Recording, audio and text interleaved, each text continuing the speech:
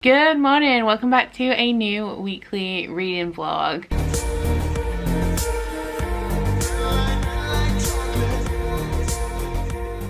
Now it is only barely morning, it's 10 to midday. I have only just got ready for the day, but I've already woken up three times including the time I actually got out of bed this morning with a cracking headache. And then when I woke up for the last time at almost 11 a.m. I was like, I'm just gonna have to get up and deal with this now. But yeah, I have a headache. Doesn't feel too migraine-y, but it is like, it's a throbber. So we'll see how I progress through the day, but I'm not expecting great things from myself today. I'm also I'm not cheating a little bit, but I've been feeling slumpy. I still read 12 books this month in the month of March, but I feel slumpy. I'm not really wanting to read, struggling to get through more than like 20-30 pages at a time. So I decided, as I've taken a punishment for Bookopoly anyway, and you guys actually seem pretty interested in what I think of the book that's going to be selected in the poll when the poll runs out tomorrow night. Looks like it's going to be red, white and royal blue, but like I've already taken a punishment for that. So I just decided that for the last 3 days of March I'm going to make an early start on my April TBR. I'm just going to read like real slowly, read when I fancy picking books up over the next 3 days, because even though I'm slumpy and I do have other interests outside of reading is such a routine for me that I don't know, like if I'm making dinner and I need to wait 30-45 minutes until dinner's ready, I automatically just go and pick up a book in that time, so I can't not read completely. So I've just decided to crack open the April TBR and read little bits of that slowly. So yesterday evening I did start Truthwitch by Susan Danard. I do want this finished this week because the live show is going to be the second weekend in April, which I think is the 10th, and next week's vlog I'm going for a little bit of a themed vlog, so this will not be able to fit. So I do want this done by this week. I'm only 64 pages into this, and there's been some debate about whether this is young adult or adult. In the UK it is sold as adult, so I will probably refer to it as adult. I believe in the US it is sold as young adult. It's placed on the young adult market, and this is following two witches. I thought one of them was a blood witch, but I think she's actually a thread witch, maybe. Still very confused about the magic system and stuff in here, but we're following Safi and Iseult, and they are witches. Safi is a truth witch, and there hasn't been a truth witch for many years, and they are very desirable people to have on your side because they can tell truth from lies. They can tell when people are lying. So Safi and Iseult are on the run because they have encountered a blood witch, and a blood witch can smell the magic in your blood and then track you based on that, and they've encountered one. Safi doesn't want to get caught and they are on the run. It does just like throw you into the story, so I am still very confused at the 65 page mark, but I'm just gonna stick with it, and I imagine that everything's gonna like pull through and become clear eventually. I do also have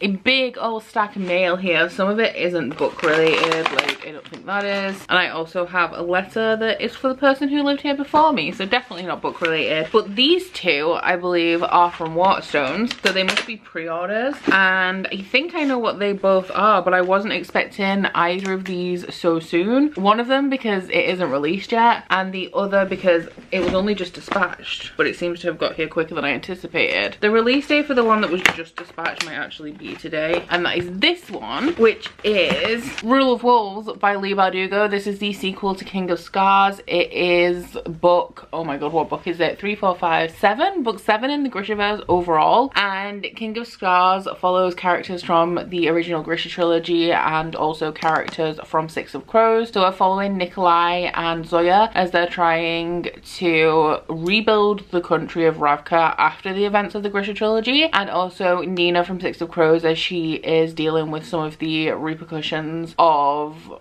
what happened at the end of like Crooked Kingdom, and her own like personal stuff is going on. So I have to say that King of Scars has been my least favorite book in the Grishaverse so far. It just felt very disjointed with the two perspectives, because we have Nikolai doing stuff in Ravka, and then Nina is off in Fjerda, I think, doing stuff over there that I feel like in this book it's going to become apparent why it was necessary to have Nina's perspective. But my whole thing of King of Scars is that what Nina is doing has nothing to do with what the rest of the characters are doing, so it would have been more beneficial to have like Nikolai and Nina in separate books or separate series, or maybe have had a Nikolai book, a Nina book, and then Rule of Wolves that joins them together if that does indeed happen. I'm really excited to see underneath here. she pretty. That is beautiful. I remember when this book cover was released thinking that it wasn't the prettiest, but it does actually, I like the way it shines. It's a lot prettier in person than it is on the markup. Not sure when I'm going to be reading this, but I will probably buddy read it with Jade, so I'll see when she's available. But yeah, possibly a May read. I'm not in much of a hurry, to be fair, but while I have it and I read King of Scars not that long ago, I may as well. So I'm on, yeah, 588 pages. This one's a chunker. And the other book that's arrived today is only released on Thursday, and I'm so excited about it. I might actually start it today and have this done by the end of this week as well, because this one is, I'm sad that I have this in hardback. I didn't want a hardback, but I also wanted to read it immediately, because this is You Love Me by Caroline Kepnes, which is the third book in the You series. This doesn't come off. This is just a Netflix printed sticker. That's really annoying. But yeah, this is the third book in the You series, which follows Joe, who works, I've spoken about You quite a lot recently actually, but he works in a bookstore in New York, and he seems like a genuine stand-up guy, really sweet, really attentive. But a young woman comes into the bookstore where he works, and he quickly becomes infatuated with her and starts to stalk her. And you're in his mind throughout the course of this series. It's written, the first one's written in second person perspective. I think actually the second one isn't, but it's super wild and it makes you question your morals because you empathize with Joe, even though he's stalking this person, and like you're always rooting for him and you're on his side and you want the best for him. Like, reading these books is me screaming at him to stop making stupid mistakes that are good in terms of morals, because like they would lead to him being, I don't know, like caught by the police or something, and I'm like, no, Joe, protect yourself, let's not go down this route. So I'm really excited about this, and I may start it today. This one is 385 pages, so I reckon I could knock this out in a couple of days. But it is on my April TBR, so I don't want to finish it this month, because it's supposed to be on my April TBR. It's not even released until the 1st of April, although I thought it was the 6th of April. So who even knows? I like the purple cover. But yeah, I'm probably going to be starting this week as well. So my plan for this week's vlog is to read these two books, and I will also be cutting a chunk out of this vlog, I'm assuming, as well, because the Readathon hosted by Jade at Jade Reads is happening on Saturday. That is just a 24-hour readathon to read as much as you possibly can in 24 hours. So I think I'm going to be making a separate vlog for that, because I do intend to stay up for the entire 24 hours and participate like from midnight to midnight. So yeah, I want to read these two books plus some Readathon stuff this week.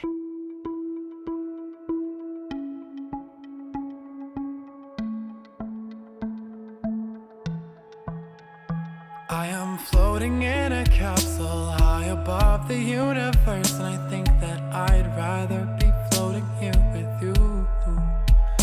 My journey's seen 2 years, sometimes I think my trip will see 2 more, but it gets quite lonely in my bubble, and I don't wanna cause no trouble, but I miss you when you're this far away, thinking maybe I can turn this ship around, or where you leave sleeping. I got some more book mail.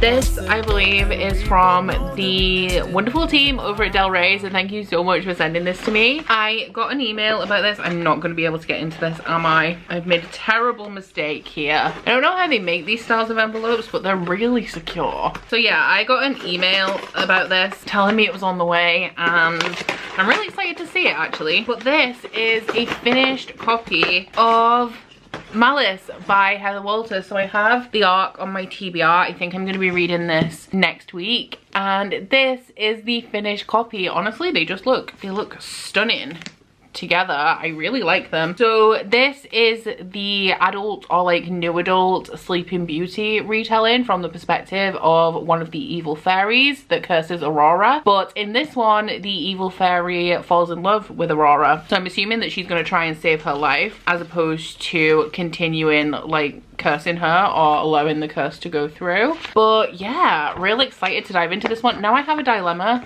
because I don't know which copy I'm actually going to read. Should I read my standard edition and keep this beautiful ARC immaculate, or should I just read the ARC and keep my standard copy immaculate? I don't know, but thank you so much to Del Rey for sending this to me. It is on my Bookopoly TBR. I think it's for the prompt to read a fantasy, and and I will definitely be reading this next week. It's like my top priority for next week. And I am also on the blog tour for this. I'll be doing it on my Instagram, and I think my stop is the 19th of April. So I'm gonna write like a little, like probably a real short review on Instagram as part of that, but I don't know if my vlog will go up before then. So keep your eyes peeled anyway. Thank you so much to Del Rey for sending me both of these. The more I hear about this, the more it becomes one of my most anticipated releases of the year. So I hope it pulls through. But I think Heather Walter is a debut author, so I have nothing to like base this on. I hope I really enjoy it because it sounds real good. So reading wise, haven't made a whole ton of progress. Still not really prioritizing reading until I guess tomorrow now, but I'm this far into Truthwitch. I'm on page 136 and I still don't have a great like grasp on what is going on, like the technicalities, the politics and stuff. I'm slowly learning as we go along, but I am really enjoying this. I think it's the writing style that I really enjoy, and I don't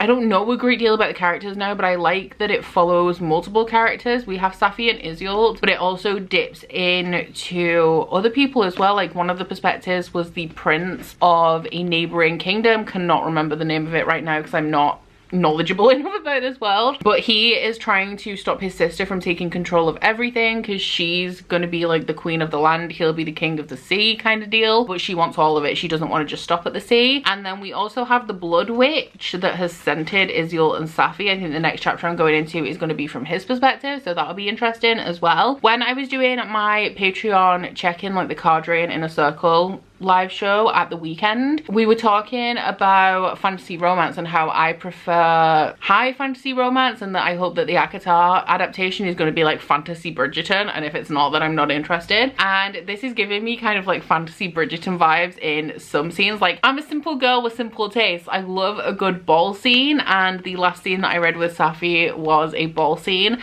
I absolutely ate that shit up. So hopefully I continue to enjoy it. The only thing I'm really missing now is a good grasp on what's actually going on, like the politics and the magic, but I'm willing to stick with it because I'm pretty sure that's going to come with time. And this could be one of those books I appreciate a lot more on reread if I ever reread it, because I would be going into it with all of this knowledge already, and it would be like just I'd understand what's going on essentially. But I need to go because I spent my morning just fucking vibing with myself and also making a TikTok, and honestly I can make YouTube videos faster than I can make TikToks at the minute, which is really annoying.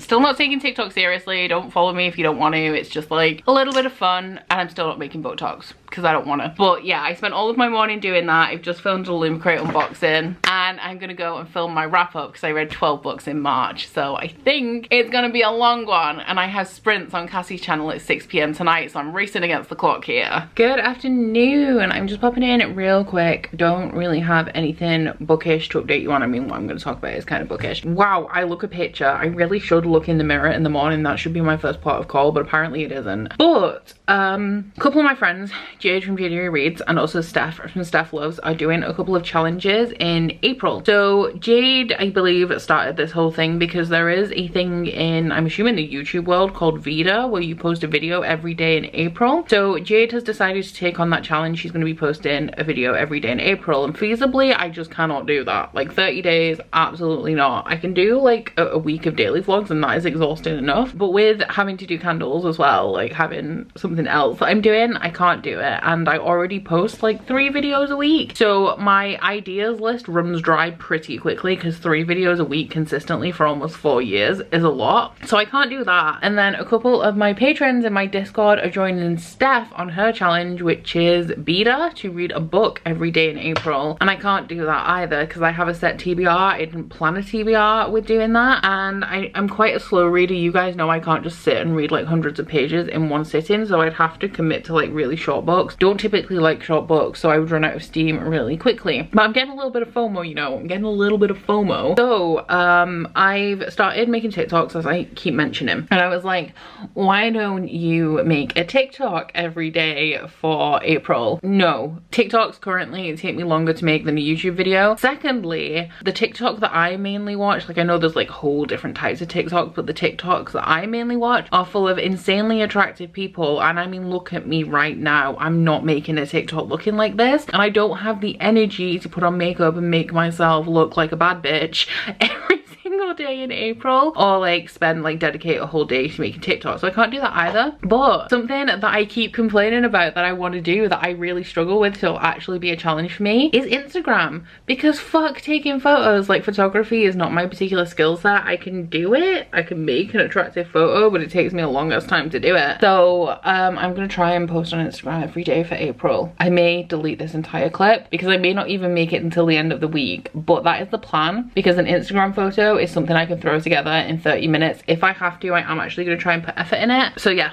I'm gonna do that. It's gonna be weird for me because I don't like posting out of date photos, because my Instagram is still technically my personal Instagram, but I just started posting on when I got Booktube, and then people started following it because of Booktube, so I was like, cool, we'll just keep this. But it's like, it's just a personal Instagram, and I do post about books because books is like 95% of my personality, but it's not technically a bookstagram. So yeah, I have to post relevant photos for my own kind of way that I use Instagram every single day, so I can't post a selfie on a day that it wasn't taken. Like, if I post a selfie, it was taken on that day, or like just the day before, because it has to be relevant because of how my brain processes Instagram. So we'll see how that goes, but I'm challenging myself to do that. We'll see if this even makes it into the vlog. It'd be really damn funny if it doesn't even make it that far. Good evening. So it is 11:34 p.m. on Friday night, so I'm going to try and keep this brief because the readathon starts in 26 minutes and I still need to start my readathon vlog, because as I mentioned, I'm doing like a whole separate 24-hour vlog for that. But I just finished Truthwitch by Susan Danard, and my rating was real difficult on this. I've just quickly ran the numbers through Corpel so I can give you guys a rating, and literally 1 point is the decider between a 3 or a 4. So I had to go through my numbers like 3 times, compare them to other books that I've rated similarly to make sure that it was spot on. Normally I would match it up to my gut feeling. So if my gut feeling was a 4, I would just give it the 1 point that gave it 4 stars, and if my gut feeling was a 3, I would just like take the 1 point off and make it 3 stars. But to me, this feels better than a 3-star, but not quite as good as a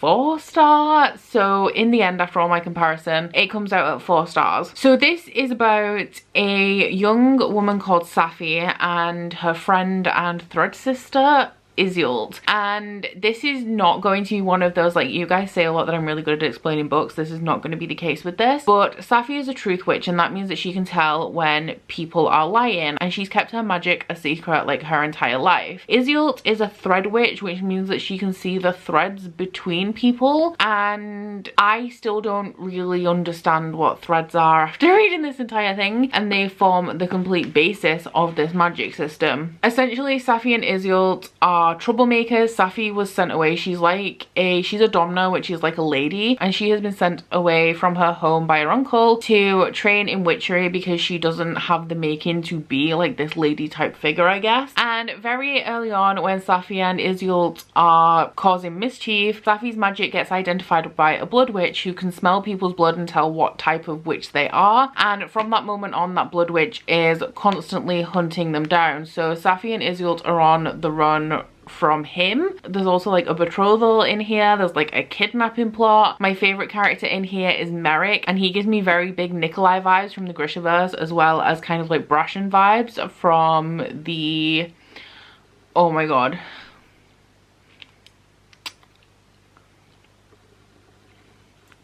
The Live Ship Traders. Oh my god, The Live Ship Traders by Robin Hobb. I kept thinking of the names of the individual books as opposed to the series. But he is the admiral from a different country, and his country's way of having rulers, I guess, is that the females, so like his sister, is the queen of the land and the son is like the king of the sea. However, his sister is not happy with just being the queen of land. She wants to be the queen of both. Something happened to their country in this massive war that happened, I'm guessing, like almost 20 years ago, and something called the 20-year truce has been formed from them between like all of these nations. However, it is coming to a close and people think that all hell is going to break loose. So Merrick's country was pretty much decimated during this time. It's not doing very well, and all Merrick wants to do is secure trade and like food and stuff for his people. There is a lot of politics in this book between all of the countries. It has a very complex political system, I would say. I wouldn't say that the magic is overly complex, aside from the fact that I still can't really really give you a definitive answer on what a thread is right now, but there is like a lot going on with the magic as well. There's also like an order of monks, which the Windwitch is a monk. We have like the myth and legend of this series, which comes into play at some point. Like, I loved this when I was reading it. I really like Susan Dennard's writing style. I really like the characters in here. I like how fun it is. There's like elements of humor in here. I really love Merrick. He's very much a sad, moody boy. Like, he loses his temper so quickly and just like starts ranting about nothing.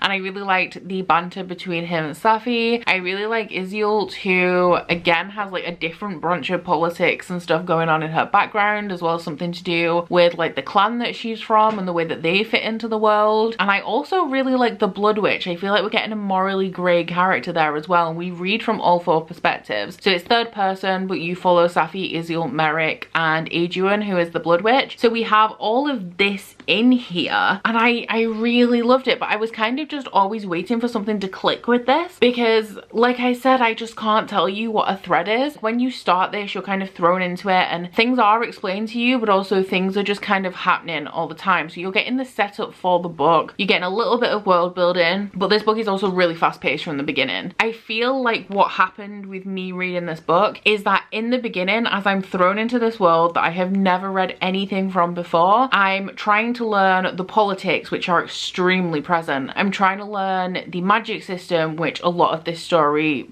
like hinges on. I'm trying to get to know the characters because I've never met them before. I don't know anything about them. I'm learning about the world, but at the same time, it's fast paced from page one. So there's just so much happening at the beginning of this that I feel like when I was reading this, there was too much going on for me to actually process everything. So as I was getting further into the book, I was realizing that I had gaps in my knowledge, or we were talking about the politics of a particular country and I couldn't remember what had been said about that particular country, because at the time it was mentioned. Like, there's just so much going on that I was focusing on something else and not retaining the information that would have been helpful to me later down the line. So yeah, kind of conflicted because I really loved it, but I'm still confused as hell having finished it. So I've given it a 4 stars. I don't give half-star ratings. I believe if I did, this would probably be about a 3.5. But I loved the characters. I really love everything about this. Love the politics, love the magic, love the relationships between the characters in this. I just wish that the beginning would have been slower so that I had a good foundation for the magic and the world and the politics before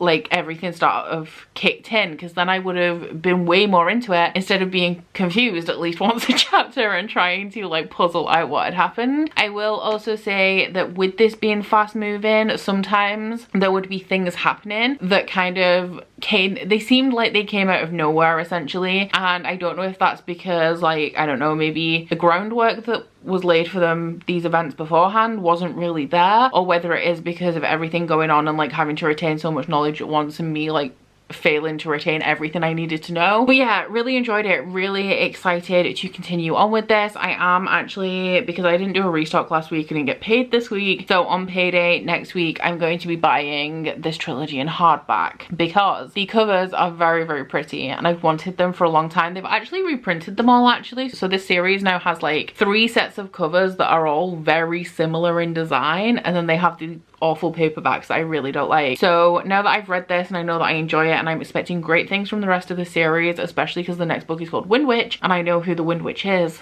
I'm real excited about that. So I'm going to buy the first 3 books in hardback, and then I think I have to buy the novella Sight Witch separately, and then I'll pre-order Witch Shadow. Is that the newest one? I don't know, because I know that I have to buy them and read them. I haven't like actually researched them and paid attention, because I know that Jade will help me out and tell me what's going on. So the live show for this, if you guys are reading along with us, is going to be on Jade's channel on the 10th of April. I actually don't know what time it is. It's scheduled, so I'll put a link to it in the description box, but yeah, I don't know what time it is. I didn't check. So that being said, I now have 16 minutes until midnight, so I am going to quickly pop off and start my readathon vlog, and I will see you guys on the flip side on Sunday.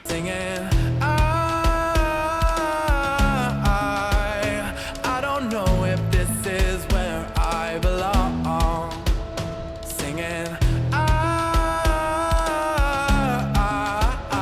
I am lost in this blue galaxy without you.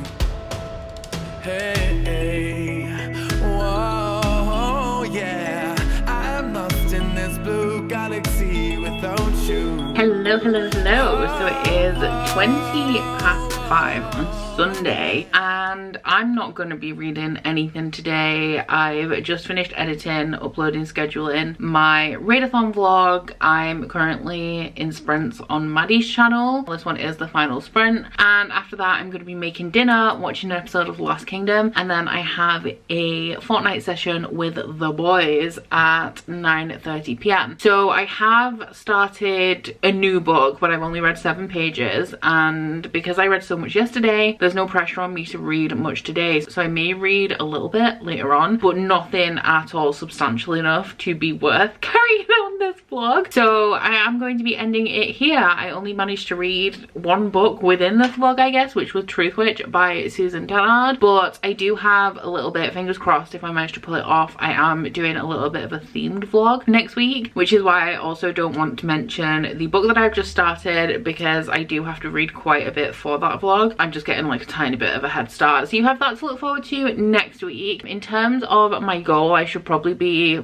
updating you guys here. I have my goal of posting a photo every day in April. So far so good. I posted today's photo. I need to set up a day to get a few photos in the bag so that I don't have to be taking one every single day. So we're so far so good, but we're on shaky ground because I have absolutely nothing in the bank in case I'm in a situation where I just cannot take a photo. I'm doing a secondary challenge. I don't know if I've mentioned it in here, but it's kind of low-key, just dependent on me. It's to hold myself accountable, really, as opposed to it being like an online challenge kind of thing. I am trying to work out every day in the month of April. In terms of just the last week or so, since last Friday, so a week ago on Friday, I have worked out every day apart from this Wednesday just gone, so I'm doing well. I'm not going to beat myself up if I'm missing like one day out of a week, because working out 6 days a week is still pretty intense, pretty good, and I'm feeling great. I feel like you can tell, like I feel like I look better as well already. Just